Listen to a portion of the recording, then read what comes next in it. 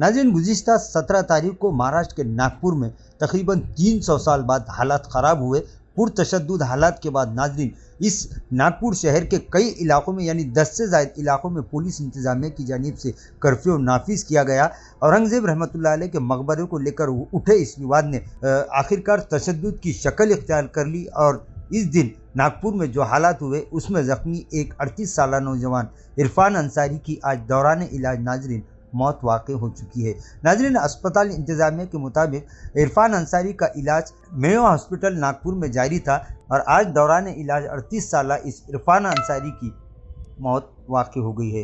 नाज़रीन, तफसीलात के मुताबिक नागपुर में 17 तारीख को हुए तशद्दुद के दौरान इरफान अंसारी बाहर से नागपुर में दाखिल हुए थे और अपने घर पहुंचने के लिए स्टेशन से ही रिक्शे में सवार हुए, लेकिन हालात क्योंकि इस वक्त नागपुर शहर में ख़राब थे, लिहाजा रिक्शा ड्राइवर ने इन्हें गीतांजलि चौक पर छोड़ दिया और यहाँ से वो पैदल अपने घर के लिए रवाना हुए, लेकिन रास्ते में एक हुजूम ने उन्हें पकड़कर उनकी पिटाई की।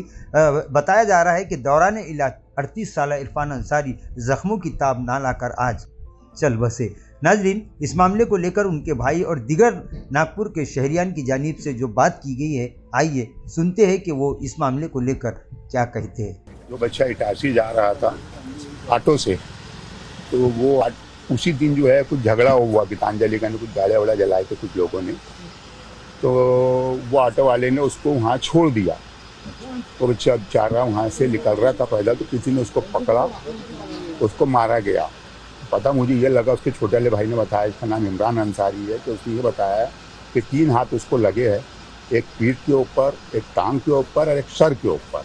बस इसके आगे कुछ नहीं मालूम। मैंने जिसके भाई को फ़ोन लगाया तो उसने बोला कि इंतकाल हो गया। मैं नमाज़ पढ़ के 2 बजे निकला, उसको भाई को मैंने फ़ोन लगाया, बोले इंतकाल हो गया। पुलिस वालों ने वहाँ से उठा के लाए थे और डॉक्टर ने मुझे मेरे छोटे भाई को फ़ोन किया था कि आपका भाई मेयो में है, आप आ जाइए। अब इसके बाद ये सब होने के बाद आपकी क्या मांग है? 17 तारीख की रात को 1 या 1:15 बजे के करीब आपकी क्या मांग है? अभी इंसाफ होना, हमें FIR उसका दर्ज करो, एक्शन लो, दोषियों को कड़ी कानूनी कार्रवाई करो, उनके ऊपर उनको बख्शना नहीं है, बिल्कुल ऐसा किसी और के साथ ना हो। नाज़रीन, वहीं इरफान अंसारी के अहले खाना ने और ख़ासकर उनके छोटे भाई ने पुलिस इंतज़ामिया के साथ साथ अब हुकूमत से ये गुहार लगाई है कि इनके कातिलों को सख्त सज़ा दी जाए ताकि फिर आइंदा किसी और की जान ना जा सके।